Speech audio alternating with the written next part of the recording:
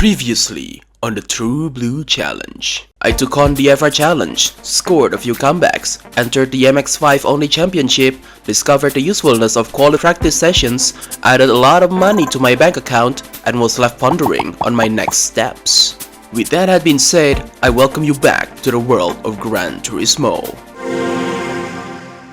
On earlier episodes, I mentioned on how getting a tiny car with front-wheel drivetrain would benefit me, as I would only need one car for 2 events. Yet, this idea is also plagued with its own set of difficulties. Well, after lots and lots of thinking, I decided to move forward by clearing the lightweight K-Car Cup first. And so, the car I should buy next is a car that is 3,400mm long or less. Everyone, give your grandest welcome to the newest addition to the fold, the Daihatsu Copen. Now, I know some of you had your grievances with this car, but let me assure you, this Copen will bring favorable returns. And no, I'm not coping. This car will win big, trust me. A bit of serving in the Daihatsu racing service brought quite a horror, as this car cannot be equipped with any naturally aspired engine tune-ups, and the first turbo upgrade only gives a grand total of 8 extra horses under the hood. That's a 4 grand upgrade, mind you. I decided to just give the car a racing chip and soft spots, and headed to the FF Challenge to test the waters. Yeah, no chance. No matter how you look at it, the Copen is just too slow. When the lightweight K-Cup's done, I'll need to find another car. So out from the FF Challenge and into the lightweight cup, I've gone. The first race was on Motorland. From prior experience, I expected higher points, but I guess this race would be easier than I had thought. I hugged the inner circle to get the works over with. Didn't miss a beat to gain 2 spots. I beat yet another rival to the silver medal and chased down the fellow Copen enjoyer on a race to the top. The gold medal was swiftly snatched from the inferior Copen as I cruised away with the win. I have to say, this Daihatsu performed way better than expected. It handled the corners gracefully, and for a car with less than 100 horsepower, it was not that slow.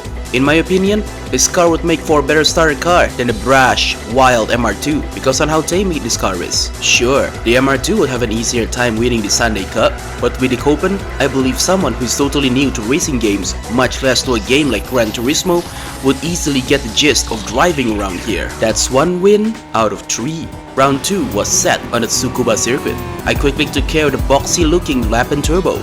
I have to be honest, I was taken aback on the leader beginning to create a gap this early into a race. Mind you, this was a 10 points race. A race, by this game's logic, that was supposed to be a walk in the park. But I quickly rose to the occasion and pushed through the red belly driver and did not skip a beat on the final hairpin of the lap. I determined myself to not be beaten in a 10 points race. By how the gap was being mended, it was obvious I had the faster car. By the end of the second lap, that massive gap was basically gone. But for some reason, I couldn't just power through that grey mirror. It took me almost all lap to finally nail a comeback on the hairpin. I hammered down, relied on the Copen's performance to secure the lead and finished first. Let me tell you, this was too tense for a 10 points race. The last race of the cup was set on the beginner's course. The power couldn't handle the heat and moved outside, leaving room for my imminent attack. As we all had gone through more than half of the first lap, I beat 3 of my opponents and miraculously did not go off track, as 2 of my wheels remained on the asphalt. The turbo in the lap and turbo was not enough to save it from my Copen, as I said goodbye to the ex-leader on the early stages of the second lap. The following laps only served to feed my already huge lead. See, I told you, the Copen will win big. Sometimes it feels good to just cruise around unchallenged. Alright, another string of wins in the books. Time to see what's behind the curtain. Whoa, is that car's color blue? Can I keep these? Really? Finally! A prize ride that I can actually keep at home! From the bottom of my heart, I thank you. By the way, yes, this perfectly blue Ginetta is now part of the Strakes family. Give her your best welcome, everyone! My collection might have grown in size, but I still need new cars for the FF Challenge and the Sports Truck event, as it was shown that the Copen could not handle the competition in the former event. So I took a trip to the used car dealership in hopes for a cheap car that could properly race in the FF Challenge. And would you look at that, a Honda Civic in blue for less than 6 grand. Everyone, welcome the new addition to the family, the 1995 Honda Civic SIR2. EG6. The collection had grown even more.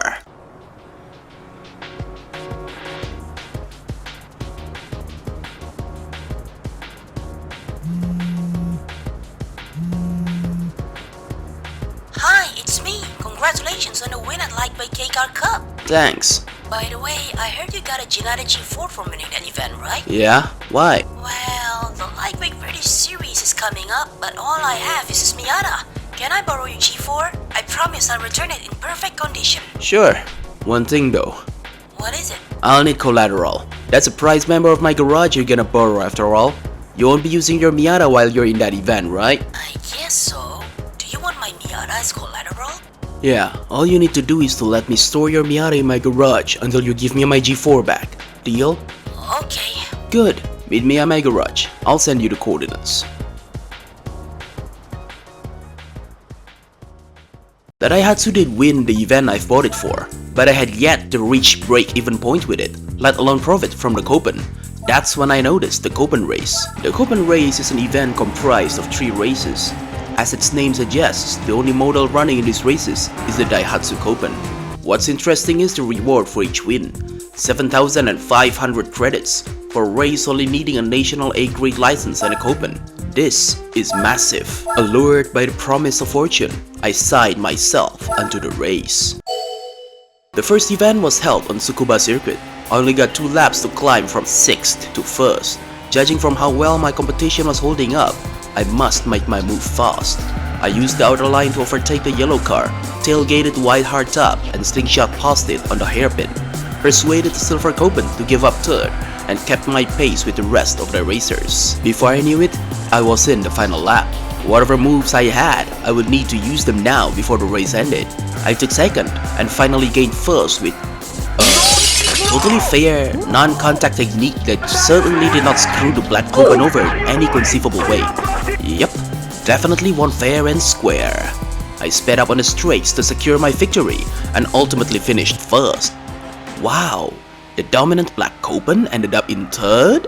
Whatever happened to him? Anyways, time to move on to the Motorland for the next race. Right after the race had started, I slipped past the yellow Copen. With the red Daihatsu out of the way, I thought I was unstoppable until these 2 bozos decided to put a stop to my onslaught. But as the silver Copen was dealt with, this absolute joke of coordinated defense soon crumbled with the green car being scrubbed off me too. After that, it didn't take long for the white Copen to be taken care of, albeit the little incident which happened afterwards. With truly nothing holding me back, I went on and solidified my lead, ending the race in first. That's another 7.5 grand into the bank account. The last race took place in a mini version of Autumn Ring. I overtook the black Copen and thanks to the car's superiority, weaved through the yellow car. I powered through to third and a better racing line allowed me to grab second. At that point, the white Copen was the only thing barricading me from victory, a bar I soon leaped over on the second lap. This track is very wide for my Daihatsu, which allowed me to maneuver along the track without touching grass. I get to keep the grip while zipping through the track with precise techniques, allowing me to straighten the lead and lower the chances of comeback from my competition. I finished first, 6 seconds ahead from the rest. That's another 7.5 grand into the account. With these wins, not only I've reached break-even point, I've also gained past it, meaning I've successfully profited off the Copen. Monetary gains aside, winning the Copen race had awarded me with another car, which in this case would be the green Daihatsu Storia. It is what it is, I suppose. Special color? Game. I hope you know stating the green on the Storia is special only makes it harder for me to sell this car. But the rules are the rules. This household is exclusive for blue cars after all. Goodbye, Storia. May you find another garage that could store you. I've gotten my money back with a tidbit of interest. Not to mention, there's a Civic waiting in the garage, a perfect weapon to handle the FF challenge. I got its ancient oil removed in favor of better, high-performance oil and marched into the FF challenge. After removing the driving assists of the Civic, as I do with all my cars, I headed to the starting line. 92 points, and all I did was equipping the car with soft sports. I can already see the Civic ripping and tearing the competition until all 5 of them races were done. Whoa, that's a big one! The big rip didn't exactly make for the best launch, but my Civic definitely made it up by taking over the Clio's position before the hairpin. The Prelude was stuck behind the Primera, allowing me to take fourth with haste. The Primera did not hold the bronze medal for long, as the Civic overtook the Nissan in its wake. I have to admit the Alpha blocked me for a moment there, but unlike the Prelude, I refused to remain on its taillights for long. As the race had progressed, I noticed the race had been divided into two groups, each consisted of 3 racers.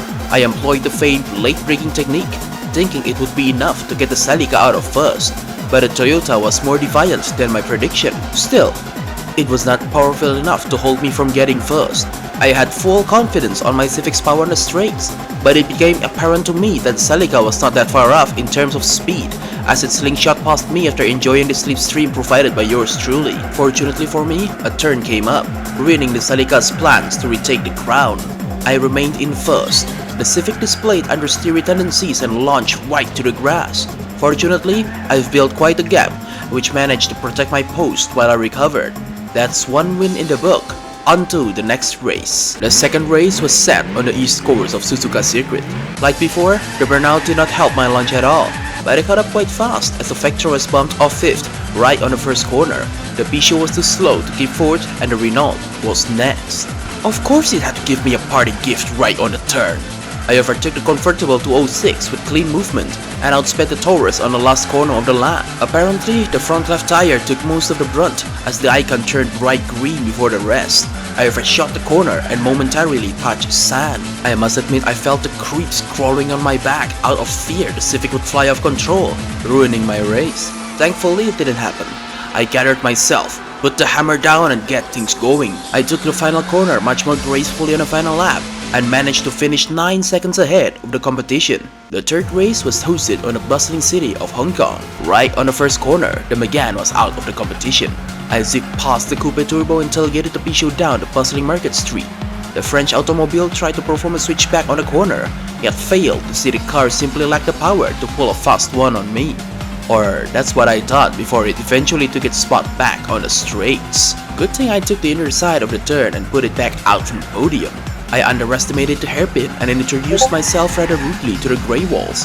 This gave advantage to my rivals, especially that Alpha over there, gapping everyone else once it got a chance. If I wanted to win, I'd have to negotiate the corners better. On the last corner of the track, I wrestled second away from the green Peugeot and was head-to-head with the blue Alpha in front of thousands of adoring audience in front of the stores. I hope they had also seen the Alpha's attempt in running me off the road. Though, such childish actions unsurprisingly failed to take me out of commission. It didn't even succeed in defending its post. I learned from my mistake from the previous lap and carefully approached this particular hairpin.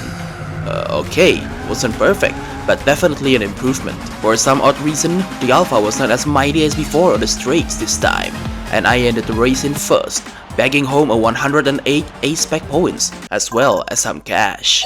The Grand Valley East race was up next. A notable opponent, the white Celica from the first race, made a return. Now I'll see whether the Celica was tough back then only because it started first, or it really had what it takes. The Mazda had gone too wide and practically handed me 5th place. The Celica was outright outpowered right after the hairpin. Unable to compete fairly, the Celica tried to run my car off to the grassy plains. I defended myself, resulting in the both of us practically glued to each other. But I didn't prefer such intimacy on the second meeting. At least learn my name first, you creep. I broke off from the Celica, braked much later to the red Renault, which gained me 3rd place, and slingshot past the Vectra before the tunnel. The Lupo was ahead, and from how it held itself, I thought the Volkswagen packed quite the power under the hood. It started to create a gap from its competition, and so did I. Through tailgating, I maintained a close distance, and in the hairpin before the tunnel, I overtook the Lupo. I kept my guard up for the remainder of the race, as I was aware on what the Volkswagen was capable of and won first. Well, that was an exciting race. We made a return to Japan for the 5th and final race of the challenge, specifically on the twin-ring Motegi East Short course. Despite the rolling start allowed me to launch without the Civic committing burnout on launch, I still was outsped on the start. And like before, I made up for it rather quickly. The Citroen was taken care of, and so was the Glanza. The other Civic began to build a gap as I made my way to 3rd. With me on 3rd, this race was dominated by Hondas. Before me was a Prelude, a Honda, and on first was that Del Sol, also a Honda. I refused to let up for the Prelude, which resulted in being driven off to the grass, but that did not stop me as I made it past to P2. It took quite an effort to keep up with the speeding Del Sol, but finally, thanks to late braking, I took its place in the race. Then, it was my turn to gap the fellow Civic on the straights. Not that big of a gap, but it's still a gap nonetheless. The small gap turned big after the corner, and it had only gotten bigger from there. I've won by 6 seconds ahead from the others. That's not even done, and this time the prize right is... Oh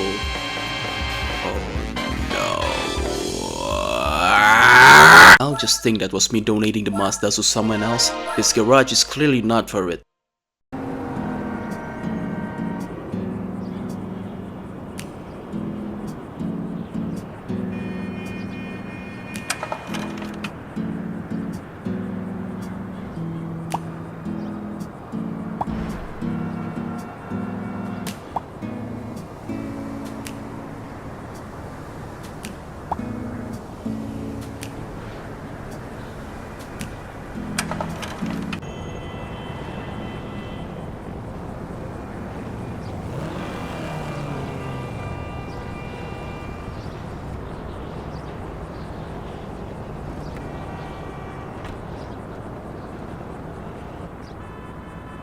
Jack, isn't it? You're Strakes?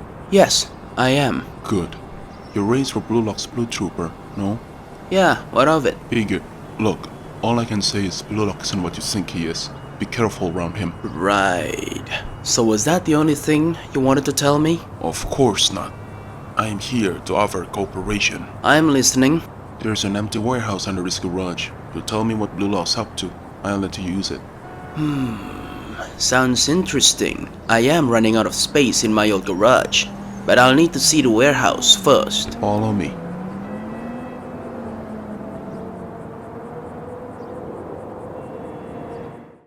Whoa, this is huge. Yeah, the old chap who used to run the garage bequeathed it to me. I don't really use it though. Why though? The more you race in Gran Turismo, the more cars you'll have to buy.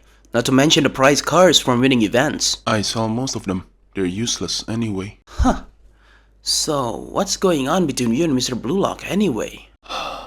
You'll find out. All you need to know for now is that you need to stay observant. Are you sure about this? Never more than before. He got what it takes. He's an excellent racer. But for you to bet against yourself. Chill. He's just that good. I'll race as fast as I could, and I'll still lose. But in the end, I'll get the last laugh.